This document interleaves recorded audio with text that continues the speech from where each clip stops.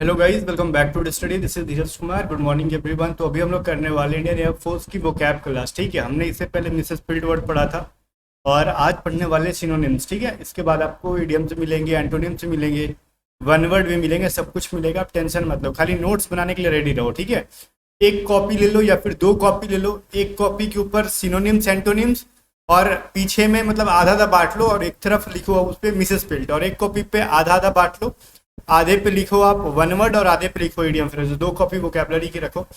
जिस तरीके से यूट्यूब पे पढ़ाते जा रहा हूँ, सबके नोट्स हिंदी लिखते जाओ, रेगुलर बेसिस पे रिवीजन करते जाओ। ठीक है, फिर आपके मार्क्स इंग्लिश में कोई रोक ही नहीं पाएगा भाई।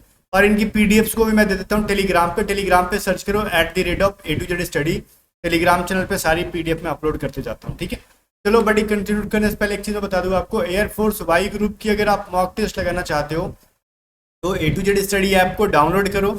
ऐप को डाउनलोड करने के बाद आप वाई ग्रुप की बेस्ट मॉक टेस्ट दे पाओगे 01/2024 बैच की। और ये फ्री नहीं है जना, पेड मॉक टेस्ट है।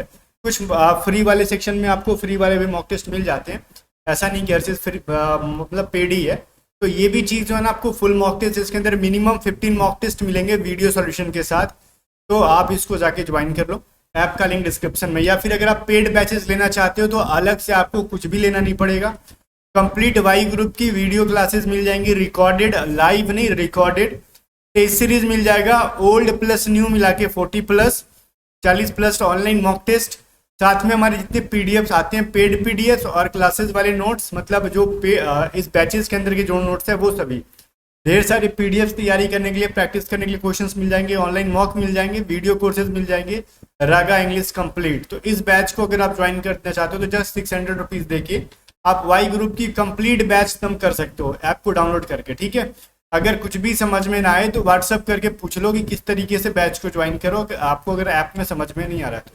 अदरवाइज आप सिर्फ ये एक्स ग्रुप की तैयारी कर रहे हो, आपको सिर्फ इंग्लिश लेना है, या फिर आप सिर्फ वाई ग्रुप में इंग्लिश ही पढ़ना चाहते हो हमसे, तो आप जाओ 250 रुपीज में आराम से खाली इंग्लिश की बैच ले सकते हो। पहला क्वेश्चन कह रहा है टेम्परामेंट। टेम्परामेंट का मतलब क्या होता है? क्योंकि सर हमको क्या पता है टेम्परामेंट का मतलब क्या है। देखो, टेम्परामेंट का मतलब होता है ना, छोड़ो हमको नहीं पता, हम ऑप्शन से देखते हैं। ठीक है, मूड का मतलब क्या होता है? मनोभाव, मतलब मन की स्थिति। हम बोलते हैं ना, कोई भी चीज हमारे मूड पे डिपेंड करता है, मन की स्थिति पे निर्भर करता है। एंगर मतलब गुस्सा। हैप्पी का मतलब क्या होता है? खुश होना। जेनिथ का मतलब क्या होता है? सर्वोच्च होना। ठीक है, मनोभाव। ये सारे ऑप्शंस हमने देख लिए हैं, आप कॉपी में नोट करोगे। मन की भाव मूड को कहते हैं, एंगर का मतलब गुस्सा, हैप्पी का मतलब खुश, जेनिथ का मतलब सर्वोच्च, सबसे उच्च, हाईएस्ट पिक जिसको कहते हैं। अब टेम्परामेंट का मतलब क्या होता है? टेम्परामेंट का मतलब हो जाता है आपका गुस्सा। अब बोलोगे सारे ऑप्शंस का हम लोग हिंदी लिखें? नहीं, सारे ऑप्शंस की हिंदी मत लिखो अगर आपको नहीं लिखना है तो। बट मेन आप इस तरीके से लिखोगे, एक नंबर देके टेम्परामेंट, मैं ध्यान से बता रहा हूँ, ध्यान सुनो। टेम्परामेंट और साइड में इसका हिंदी लिखोगे, जो भी हिंदी है इसका, मतलब गुस्सा मैंने बोला, और सब बगल में इसके सिनोनिम्स लिखोगे आप। ठीक है, सारे ऑप्शन को छोड़ दो, बिकॉज देखने में बहुत ज़्यादा वर्ड नहीं आता। तो गुस्सा हो जाता है, और गुस्सा वाला करेक्ट आंसर क्या है? एंगर। ठीक है, तो आप बस क्वेश्चन और मतलब आंसर पे फोकस करो, बहुत मतलब एक ही दिन में नहीं हो पाएगा। रिनाउंस का मतलब क्या होता है? रिनाउंस, और सारे वर्ड को लिख लिख के प्रैक्टिस करना ताकि स्पेलिंग वगैरह याद हो जाए। रिनाउंस का स्पेलिंग मिसेस फील्ड में भी पूछता है कभी कभार। रिनाउंस का मतलब होता है त्याग देना। ठीक है, क्या करना भैया? त्याग देना किसी चीज को। तो मान लेते हैं अगर कोई आपकी जॉब लग जा रही है और वो जॉब आपको पसंद नहीं है, तो आप क्या करोगे? त्याग दोगे। किस तरीके से त्याग दोगे? कहोगे रिजाइन कर देंगे सर। हाँ, तो भाई यार रिजाइन कर देंगे सर। ठीक है, करेक्ट आंसर क्या हो जाएगा इसका? ए। हम लोग पूरा फोकस नहीं करेंगे, सिर्फ ऑप्शन और क्वेश्चन और आंसर पे, ताकि मतलब एक दिन में ना हम पे बहुत ज्यादा बोझ ना बने वो क्या भी याद करने का। ओके, चलो अगला क्वेश्चन कहते हैं विनसम। विनसम का मतलब क्या होता है? कहोगे सर विन तो जीतने के अर्थ में है, और सम का मतलब थोड़ा सा, तो थोड़ा सा जीतना क्या? नहीं, विनसम का मतलब होता है मोहित कर देने वाला, मन मोहित कर देना। जैसे हमारे भगवान कृष्ण, इतना मनमोहक उनका चेहरा है, उनकी जो छवि है, उनको देख के कोई भी मोहित हो जाएगा। ठीक है, मनमोहित हो जाएगा, विनसम। वही कहते हैं हमारे कृष्ण जी कैसे हैं? विनसम है, फैसिनेटिंग है। क्या है भाई? मोहित कर लेने वाले हैं, किसी को भी मोहित कर लेंगे वो। ठीक है, तो फैसिनेटिंग। दुनिया में सबसे ज्यादा खूबसूरत कौन है? भगवान कृष्ण। दुनिया में सबसे ज्यादा फैसिनेटिंग क्या है? भगवान कृष्ण।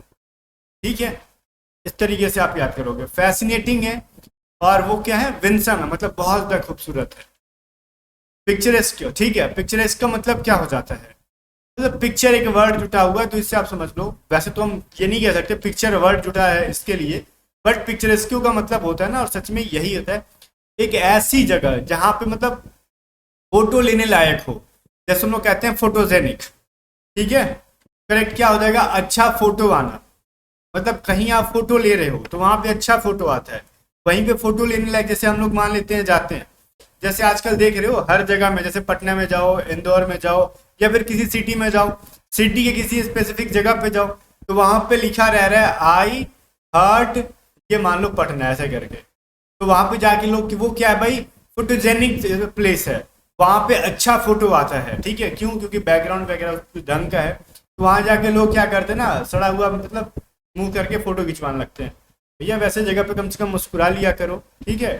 तो वो जो सीन है, तो उसको कहते हैं हम लोग पिक्चरस्क्यू या फिर फोटोजेनिक। ठीक है, तो करेक्ट आंसर ये हो जाएगा।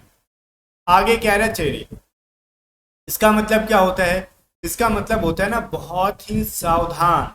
क्या होता है? बहुत ही सावधान। तो इस चीज को याद रखोगे आप। लेकिन आपके दिमाग में आ रहा होगा मास्टर जी आप तो कुछ गलत पढ़ा रहे हो। मैं पूछूं क्या गलत पढ़ा रहा हूँ? कहोगे सर हम तो चेरी को केक पे खाते हैं और आप कह रहे हो सावधान। तो भाई देखो, वो चेरी होता है CHERRY। नोट कर दो, ये चेरी होता है खाने वाला, ठीक है। और ये चेरी का मतलब होता है आपका सावधान। अरे सावधान लिख रहा हूं मैं, सावधान, ठीक है। तो लिखना क्या, हमारे पास ऑलरेडी है इधर। चेरी का मतलब होता है सावधान, ठीक है। तो करेक्ट आंसर क्या हो जाएगा? केयरफुल। बात समझ में आ गया। और जो खाने वाला चेरी होता है वो क्या होता है? CHEERY, खाने वाला चेरी, जो केक वगैरह पे डालते हैं ना, या फिर बहुत जगह डालते हैं ऐसे हम लोग। खाने वाला चेरी, स्पेलिंग वगैरह ध्यान रखना। मैं तो ये चीज़ें PDF में नहीं दूंगा जो मैं लिख रहा हूँ, आप नोट कर लो कॉपी पे। कॉन्ट्राबैंड। कॉन्ट्राबैंड का मतलब होता है गैर कानूनी, ठीक है। अब ऑप्शन में क्या दिख रहा है आपको? इलिसिट। इलिसिट का मतलब क्या होता है? गैर कानूनी, इलीगल। ये सभी चीजें क्या है? गैर कानूनी। कॉन्ट्राबैंड या फिर इलिसिट, इनका मतलब क्या होता है? गैर कानूनी। आगे देखो, डेरेलिक्शन। डेरेलिक्शन का मतलब क्या होता है? डेरेलिक्शन का मतलब होता है ना कि किसी चीज पे आप अटेंशन पे नहीं कर रहे हो, ध्यान नहीं दे रहे हो, ठीक है। तो उसको क्या कहते हैं? अनदेखा करना, ठीक है, ध्यान नहीं देना, है ना। तो करेक्ट आंसर क्या हो जाएगा? नेग्लेक्ट। क्या हो जाएगा करेक्ट आंसर आपका? नेग्लेक्ट। नेग्लेक्ट का मतलब होता है हम निग्लेक्ट कर रहे हैं, हम ध्यान नहीं दे रहे हैं, है ना। जेनिथ का मतलब मैंने बोल दिया, हाईएस्ट पिक, सबसे ऊंचा, ओके। तो करेक्ट आंसर क्या हो जाएगा? पिक। और इसी में एक वर्ड है नादिर और बॉटम, इन दोनों का मतलब है सबसे नीचे, सबसे नीचे, ठीक है, सबसे नीचला वाला। अगर मान लेते हो ये एक पोल है, तो इसको कहेंगे हम लोग जेनिथ या फिर पिक। इसको हम लोग क्या कहेंगे? बॉटम या फिर नादिर। याद रखना, जेनिथ और नादिर बहुत VVI वर्ड है, बहुत बार एयरफोर्स पूछ चुका है। तो बॉटम और नादिर का मतलब क्या होता है? सबसे नीचला वाला। बात समझ में आ गया जनाब? आगे बढ़ते हैं। रिपग्नेंट। रिपग्नेंट का मतलब क्या होता है? जो चीजें भद्दा लगे, बेकार लगे।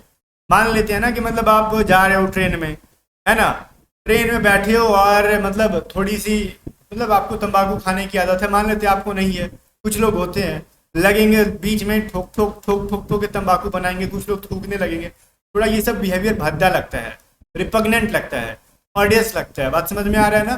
तो करेक्ट आंसर क्या हो जाएगा? भद्दा या फिर बेकार, ऐसे। इलजरी का मतलब क्या होता है ना, बोलते हैं ना कि सर हमको ना क्या हो गया भाई, कोई भी बात बोलते हैं ना तो हमको मतलब इलजरी चीजें पसंद नहीं है। या फिर कहते हो ना कि सर हमको ना इल्यूजन हो गया है, मतलब भ्रम, हमको भ्रम हो गया है। तो इल्यूजन से ही बना इलजरी, ठीक है। मतलब भ्रम चीज, जो रियलिटी से उसको कुछ मतलब नहीं है, वो सच्चाई से उसका कोई मतलब नहीं है, वो झूठी चीजें हैं। करेक्ट आंसर क्या हो जाएगा? फॉल्स। ओके, क्लियर है ना? इलजरी का मतलब झूठ या फिर भ्रम, दोनों होता है। तो करेक्ट आंसर बी हो जाएगा, फॉल्स। ओके, आगे देखते हैं, प्रैक्टिस करते हैं, उसके बाद और क्वेश्चन देखेंगे। प्रैक्टिस सेट देखो, Salman Khan is known as actor of dash. Salman Khan किस टाइप के एक्टर के तौर पे जाना जाता है? रिनाउंस्ड, नादिर या फिर टेम्परामेंट। रिनाउंस्ड का मतलब पढ़ा आपने त्यागना, तो क्या वो त्यागा हुआ टाइप का एक्टर प्रतीत होता है, या फिर निचला स्तर का प्रतीत होता है, या फिर गुस्सैल टाइप का, गुस्सा वाला प्रतीत होता है? टेम्परामेंट का मतलब देखो, अगर आपके मन में आ रहा है वो नीच इंसान है तो हो सकता है, मुझे भी लगता है, बट मैं ये चीज कह नहीं सकता। बाकी टेम्परामेंट अगर आप कह रहे हो गुस्सा वाला है, तो उसकी गुस्सा इतना भी नहीं है कि मतलब जो भी चीज़ है, बट सवाल के अकॉर्डिंग अगर बात करें, जैसे मीडिया वाले बोलते हैं उसको गुस्सा ज़्यादा आता है, तो चल भाई सलमान खान को गुस्सा ज़्यादा आता है, ठीक है, इसलिए हम लोग टेम्परामेंट वर्ड को यूज़ कर देते हैं। तो करेक्ट आंसर क्या हो जाएगा? टेम्परामेंट। खैर मैं यहाँ पे किसी की बुराई नहीं कर रहा हूँ, मैं अपना अपना ओपिनियन रख रहा हूँ, ठीक है। Salman Khan is known as actor of temperament, उसको गुस्सा बहुत ज़्यादा आता है, इसलिए आज तक उसको कोई मिली नहीं, ठीक है। आगे देखो, Dheeraj has dash he job for serving his parents. Dheeraj ने डैश किया he job for serving his parents, मतलब धीरज ने जॉब को क्या कर दिया? रिनाउंस कर दिया, स्पास्मोडिंग कर दिया, फिर टेम्परामेंट कर दिया, मतलब अपने पेरेंट्स की सेवा करने के लिए जॉब को क्या करके आओगे? छोड़ के आओगे, तो रिनाउंस बनेगा। आप फिल करते जाना, यहाँ पे किसी के प्रति ज्यादा लगाव वाला फिल मत करना, अदरवाइज हमारे पास भी उपाय है उसका। आगे देखो, he beloved gave him a dash smile, ठीक है। बिलव्ड का मतलब क्या होती है? प्रेमिका, ठीक है। उसकी प्रेमिका ने उसको क्या किया? डैश स्माइल दिया, कि ऐसा स्माइल दिया, किस प्रकार का? रिनाउंस्ड स्माइल दिया, नादिर स्माइल दिया, या फिर विंसम? क्या उसको त्यागा हुआ स्माइल दे दिया उसने, या फिर निचला स्तर का दे दिया उसको स्माइल, या फिर विंसम, मोहित कर देने वाला?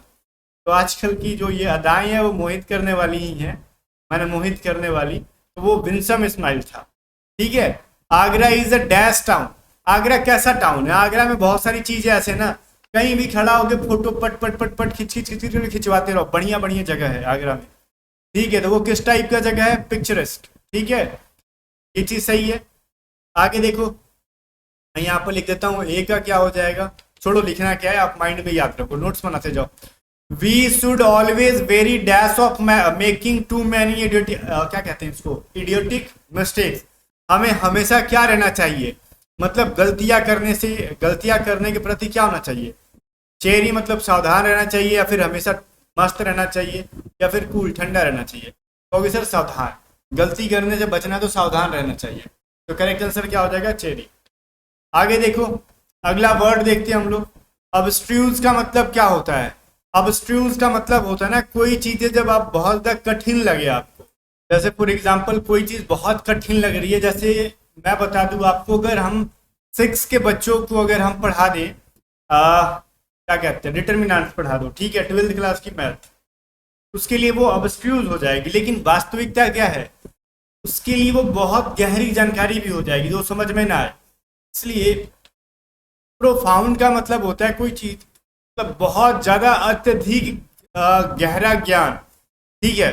तो अबस्ट्रूज का इसको सिनोनिम्स के तौर पे दिया जाता है, बिकॉज वो कठिन हो जाता है समझना एक बार में, ठीक है। इसकी वजह से प्रोफाउंड को इसका सिनोनिम दिया जाता है। बात समझ में आ गया ना?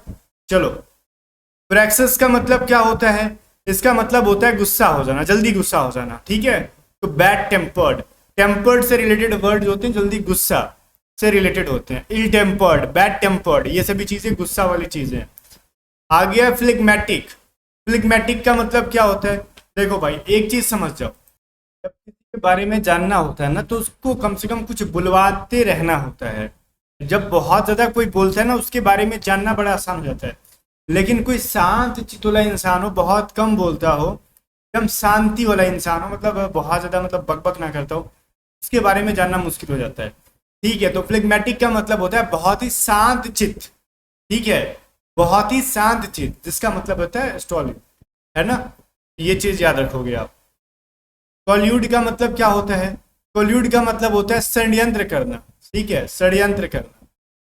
षड्यंत्र करना मतलब क्या होता है? जैसे हम लोग कहते हैं किसी के खिलाफ हम कुछ षड्यंत्र रच रहे हैं, मतलब ऑब्वियसली किसी का कुछ बिगाड़ने के लिए कर रहे होगे, उसको कहते हैं कॉन्स्पायर करना, ठीक है। कॉन्स्पायर का मतलब होता है षड्यंत्र करना, षड्यंत्र रचना। नेव का मतलब एक बार आया था, बहुत ही सिंपल सा है, बिकॉज इसका सिनोनिम ही होता है सिंपल, सरल, ठीक है। याद रखना, नेव का मतलब होता है सरल या फिर सिंपल। स्कैंट का मतलब होता है कमी होना, ये सभी इजी इजी वर्ड्स हैं। स्कैंट मतलब कमी होना, तो not enough, no enough, not enough जो भी है, आपका आ जाएगा। मतलब एनएफ का मतलब होता है ठीक है पर्याप्त है, नो एनएफ का मतलब कि पर्याप्त नहीं है, इसका मतलब कमी है। बात समझ में आ रही है ना? तो हिंदी नोट डाउन करते जाओ। वेक्स का मतलब होता है तंग करना। क्या होता है भाई? वेक्स का मतलब तंग करना। तंग करने के अर्थ में क्या है?